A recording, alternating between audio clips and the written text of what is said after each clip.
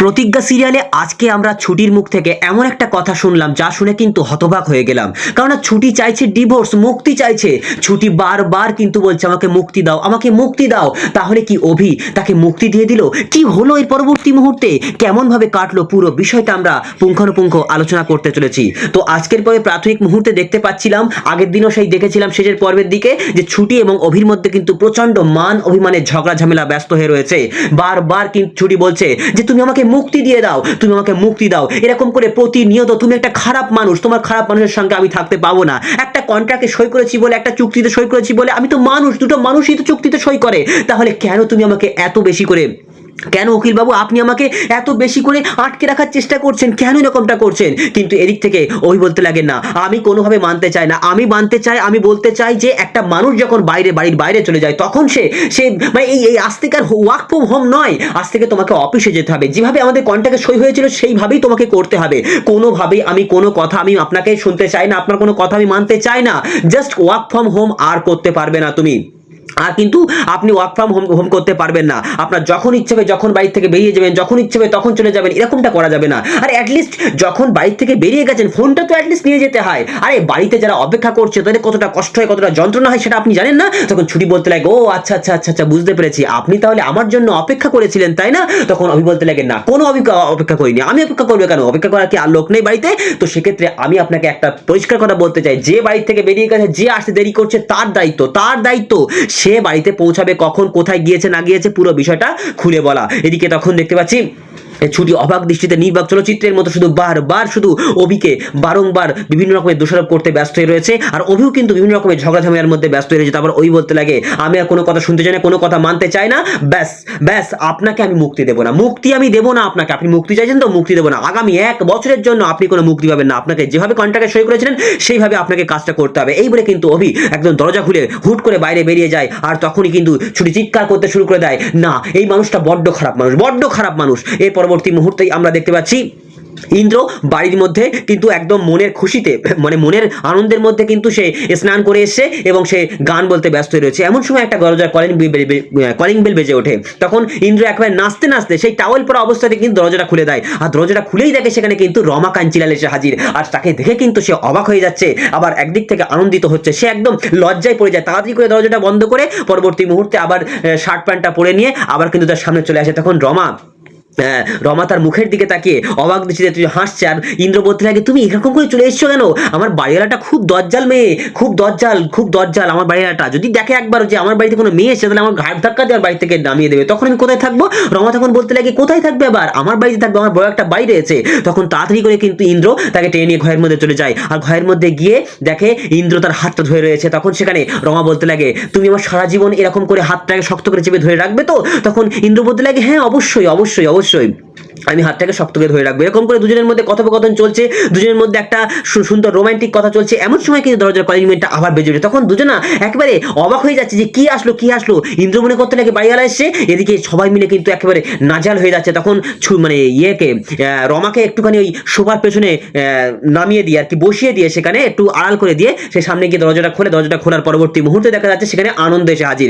আনন্দ এসে কিন্তু হাসাহাসি করতে শুরু করে দেয়, ইন্দ্র হাসতে শুরু করে দেয়। তারপর আনন্দ বলতে লাগে যে অফিসার একটা ফাইল পাঠিয়েছিলেন, সেই ফাইলটা আমি আপনাকে দিতে এসেছি। আচ্ছা ইন্দ্রদা আপনি বিয়ে করেছেন, তাহলে আপনার ঘরের মধ্যে কেন মেয়ের গলা শুনলাম? তখন ইন্দ্র বলতে লাগে, আরে না না তুমি সব মাথার মধ্যে ভুল তোমার, তুমি ফাইলটা দাও, রেখে চলে যাও। এই বলে কিন্তু ফাইলটা দেওয়ার পরবর্তী মুহূর্তে ইন্দ্র তার মুখের উপরে দরজাটা বন্ধ করে দেয়। কিন্তু এদিকে আনন্দ বারবার মনে করতে লাগে ঘরের মধ্যে যেন কোনো একটা মেয়ের গলা শুনলাম, বিশেষ করে যেন রমা ম্যাডামের গলা শুনলাম। রমা ম্যাডাম এখানে কি করতে আসে ইন্দ্রদার বাড়িতে? আমি তো কিছু বুঝতে পারছি না। যাই হোক, আমার ছুটি বোনের জন্য আমার চাকরিটা হয়েছে, আমি এইসব কথা অভিদাকে বলবো না, কোনো মতেই বলবো না। রমা ম্যাডাম থাকের মধ্যে যা পাচ্ছে তাই করুক, আমি কিছু দেখিনি। এই বলে কিন্তু সেখান থেকে আনন্দ চলে যায়। এর পরবর্তী দিনে আমরা দেখতে পাচ্ছি যে সেখানে কিন্তু অভি ঘুম থেকে উঠেছে। ঘুম ভেঙে উঠে একটা মানুষের মধ্যে যে অক্লান্ত পরিশ্রম, যে কষ্ট, প্রিয় মানুষটাকে যে মানে নিজের মতো করে কাছে না পাওয়া, সেই মনের মধ্যে করছে। আবার চলে গেল। কালকে মনে হয় ছুটিকে বড্ড বেশি আমি মানবিমান দেখে ফেলেছি, বড্ড বেশি বলে ফেলেছি। এমন সময় সে মানে চোখটা ঘুরিয়ে দেখে সেখানে কিন্তু ছুটি এসেছে এবং সে স্নান করে এসেছে। আর তাকে দেখে কিন্তু সে বলতে লাগে গুড মর্নিং। কিন্তু ছুটি গুড মর্নিং এর কোনো আওয়াজ না দিয়ে, কোনো উত্তর না দিয়ে সে কিন্তু সেখান থেকে বেরিয়ে যায়। এদিকে তখন গাড়িতে করে আমরা দেখতে পাচ্ছি যে অভির বাবা সে কিন্তু গাড়িতে করে যাচ্ছে কার কাছে? গাড়িতে করে কিন্তু সেই রমার ভাইয়ের কাছে যাচ্ছে আর কি, সেই গুন্ডার কাছে যাচ্ছে। তো সেখানে যাওয়ার পর প্রাক মুহূর্তে কিন্তু ছুটির কথাটা বারবার মনে করতে লাগে, যে ছুটির কথাটা বারবার মনে করতে লাগে যে না এটা এটা তো ঠিক হচ্ছে না। ছুটি বারবার বলেছিল যে এই লোকগুলো খারাপ, এই লোকগুলো খারাপ। তখন সেখানে ছুটির বাবা সরি এই অভির বাবা বলতে লাগে আসলে ওরা দুজন কি লোক দুটো ভালো না, খুব সজ্জন মানুষ তাই না।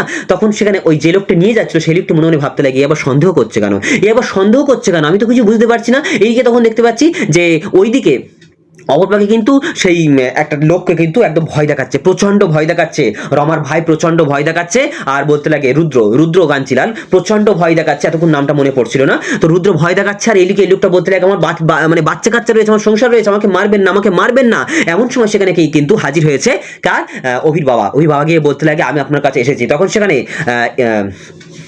সেখানে রুদ্র বলতে লাগে যে দেখো আমি আপনার সঙ্গে ব্যবসা করতে পারবো না, কারণ এই ছুটি মেয়েটা আবার আপনার সঙ্গে ব্যবসায় বিগড়ে দেবে, আমি আপনার সঙ্গে আর কোনো ব্যবসা করতে চাই না। তখন সেখানে ওই বাবা বলতে লাগে দেখুন ছুটি যা করেছে সেটা নিয়ে আমি তো বলছি আর কোনোদিন এরকমটা হবে না, আপনি আমাকে ক্ষমা করে দিন, ওর হয়ে আপনার কাছে ক্ষমা চাইতে এসেছি, আপনি ক্ষমা করে দিন। আর এদিকে ওই লোকটা বলতে লাগে দাদা আপনার টাকা খুব দরকার, সেক্ষেত্রে আপনি টাকাটা দিয়ে দিন। তখন সেখানে রুদ্র বলতে লাগে ঠিক আছে আমি আপনাকে টাকা দিচ্ছি কিন্তু ক্যাশে দেবো। কিন্তু বলতে লাগে আবার ক্যাশে দেবেন, কিন্তু উনি বলতে লাগেন না ক্যাশ ছাড়া আমার কাছে কোনো ব্যাপার নেই, আপনি ভালো মানুষ, বিচক্ষণ মানুষ, আপনি যদি ব্যবসা করতে চান আমার সঙ্গে ব্যবসা করুন, কোনো সমস্যা নেই, এই যাও অ্যাকাউন্টেন্সে নিয়ে যাও। তখন সেখানে অভির বাবা আস্তে আস্তে করে কিন্তু অ্যাকাউন্টেন্সে চলে যায় টাকা নেওয়ার জন্য। আর এদিকে দেখতে পাচ্ছি যে রুদ্র সেই যে লোকটিকে মানে তড়পাচ্ছিল, যে লোকটিকে মারার চেষ্টা করছিল তাকে টেনে নিয়ে আসে এবং তাকে গুলি করে হত্যা করে দেয়। আর বলতে লাগে যে রুদ্রের ডায়েরিতে কখনো কোনো ক্ষমার কোনো জায়গা নেই, কোনো ক্ষমার জায়গা নেই, এই বলে কিন্তু সে মনে মনে প্রচন্ড শয়তানি হাসিতে মেতে ওঠে।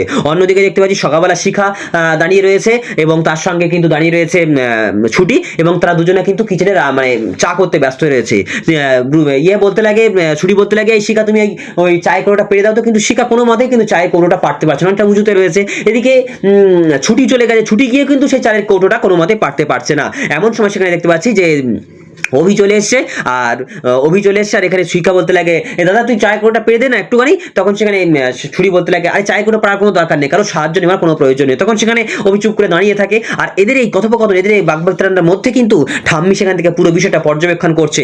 এদিকে দেখতে পাচ্ছি যে ওর মাও চলে এসছে এবং মাও চলে আসার পরবর্তী মুহূর্তে দেখতে পাচ্ছি যে অভি সেই কষ্ট করে সেই ওখান থেকে ওই চায়ের কোটোটা যেই না পেরেছে, হঠাৎ করে কিন্তু ওই ছুটির যে ওড়নাটা তার মাথার উপরে গেঁথে গেছে। আর তখনই কিন্তু সবাই মিলে একটা লাজুক চোখে দেখতে শুরু করে দেয়। তার পরবর্তী মুহূর্তে অভি কি করে সেই ওড়নাটা কিন্তু নাক টাকগুলো ভালো করে মুছে নেয়। তখন সেখানে ছুটি বলতে লাগে এই এখানে বাড়িতে একটা টিস্যু পেপার রেখে দিবি তো, এরকম করে নাক টাক মুছে আমার সহ্য হয় না। এদিকে তখন ছুটি একটা শিখা একটা শিখা একটা কি করে বসে। তখন সেখানে দেখতে পাচ্ছি আমরা যে অভি সেখান থেকে চলে যাওয়ার উদ্দেশ্যে রওনা হয়ে যায়। তখন অভির মা বলতে লাগে অভি তুই খেয়ে যা, কিন্তু অভি বলতে লাগে না আমি অফিসে খেয়ে নেবো। তখন সেখানে অভির মা বলতে লাগে কি হবে ছেলেটা এরকম করে রাগ করে চলে গেল, তুমি এরকম করলে কেন, তোমাদের মধ্যে কি সম্পর্ক ভালো যাচ্ছে না? তখন সেখানে ছুটি বলতে লাগে আপনি আপনার ছেলেকে জিজ্ঞেস করে নেবেন। এদিকে ঠাকুমা বলতে লাগে যে এতদিন কি তাহলে আমার দাদু ভাই কি ঠিকঠাক বুঝলো যে ছুটি তার জন্য যোগ্য পাত্রী নয়?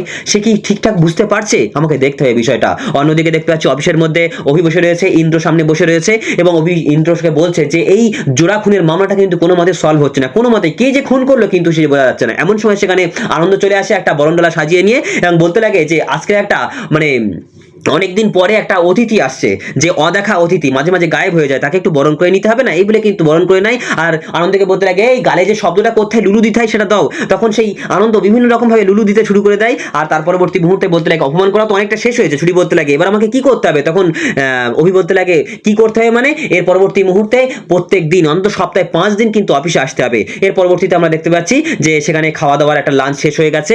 ইন্দ্র বসে রয়েছে সামনে, সেখানে সামনে বসে রয়েছে ছুটি এবং তারা কথোপকথন করতে লাগে। এদিকে তখন ওই বলতে লাগে আমার এখানে খাবার প্লেট কে রেখেছে, আমি খাবার খাবো না। কিন্তু ছুটি বলতে লাগে খাবার খাবে না, সেই খাবারটা যদি না খাওয়া হয় মানুষের ঝগড়া হতে পারে, রাগ হতে পারে, কিন্তু খাবারের উপর কিন্তু রাগ অভিমান করলে হবে না। আমি কিন্তু আমার বোনকে কিন্তু এই খোসা খাইয়ে দিয়েছিলাম, সেক্ষেত্রে খাবারটা যেন ঠিকঠাক করে খাবার খেয়ে নেওয়া হয়। তখন অভি আবারও কিন্তু খেতে শুরু করে দেয়। আর এভাবেই শেষ হয়ে যায় আজকের পর্ব। এর পরবর্তী মুহূর্তে আমরা দেখতে পাচ্ছি যে অভির মা বারবার কিন্তু অভির বাবাকে বলছে দেখো ছুটি যে কথাটা বলেছে সে কথাটা কিন্তু একটু প্রাধান্য দেওয়া উচিত। এদিকে দেখতে পাচ্ছি আবার ছুটি প্রচন্ড কাঁপছে, শীতে কাঁপছে। এদিকে সে কিছুই বলছে না। এদিকে অভি আবার এসিটা আবার একটু কম দেওয়ার চেষ্টা করছে। তো এদিকে ছুটি মনে মনে ভাবতে লাগে আমাকে কিছু একটা না বলিয়ে ছাড়বে না, একবার বাড়াচ্ছে একবার কমাচ্ছে, কি যে করছে, আমাকে কথা বলতেই হবে। আর এইভাবেই শেষ হয়ে যায় আজকের পুরো পর্ব।